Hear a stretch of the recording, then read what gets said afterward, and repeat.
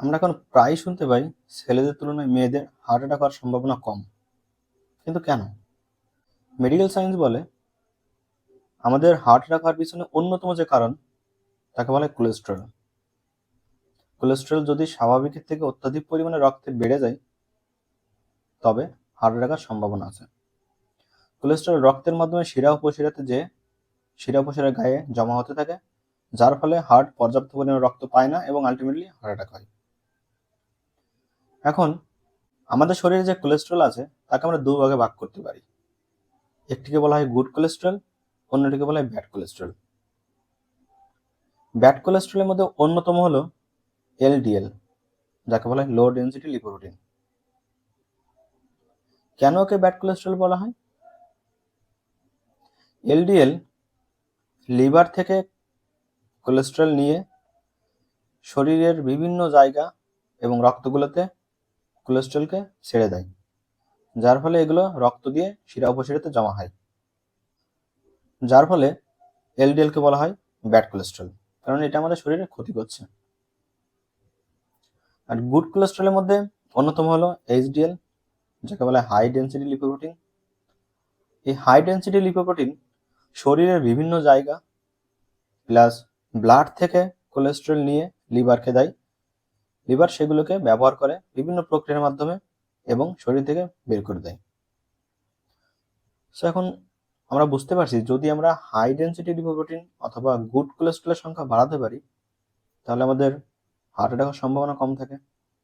এখন মেয়েদের শরীরে হৃদরোগের সম্ভাবনা কম হওয়ার অন্যতম কারণ এই কোলেস্টেরলের পার্থক্য।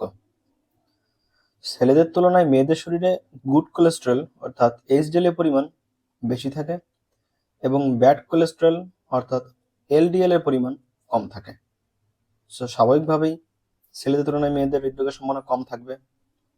মেয়েদের শরীরে গুড কোলেস্টেরলের পরিমাণ কেন বেশি হয়? মেয়েদের শরীরে গুড কোলেস্টেরল পরিমাণ বাড়ানোর পিছনে অন্যতম কারণ হিসেবে কাজ করে এস্ট্রোজেন, যা একটি মেয়ের জন্ম থেকে যতদিন মেনস্ট্রুয়েশন চলছে ততদিন হাই ডেন্সিটি লিপোপ্রোটিন বা গুড কোলেস্টেরলের পরিমাণ বাড়তে থাকে, যা শরীরের বিভিন্ন জায়গা থেকে ব্যাড কোলেস্টেরলগুলোকে নিয়ে এসে লিভারকে দেয় এবং লিভার সেগুলো ইউটিলাইজ করে, যার ফলে শরীরে হাই ডেন্সিটি লিপোপ্রোটিন পরিমাণ বাড়তে থাকে এবং লো ডেন্সিটি লিপোপ্রোটিন অর্থাৎ ব্যাড কোলেস্টেরলের পরিমাণ কমতে থাকে। এজন্যই মেয়েদের ছেলেদের তুলনায় হৃদরোগের সম্ভাবনা কম, কিন্তু সেটা যতদিন একটা মেয়ের মেনস্ট্রুয়েশন চলছে। এখন স্বাভাবিক প্রশ্ন যে মেয়েদের শরীরে কি গুড কোলেস্টেরলের পরিমাণ সারা জীবনই বাড়তে থাকে? কথাটা একদমই সত্যি নয়। যতদিন একটা মেয়ের মেনস্ট্রুয়েশন চলছে ততদিনই এস্ট্রোজেন তার শরীরে হাই ডেন্সিটি লিপোপ্রোটিন অথবা গুড কোলেস্টেরলের পরিমাণ বাড়াবে।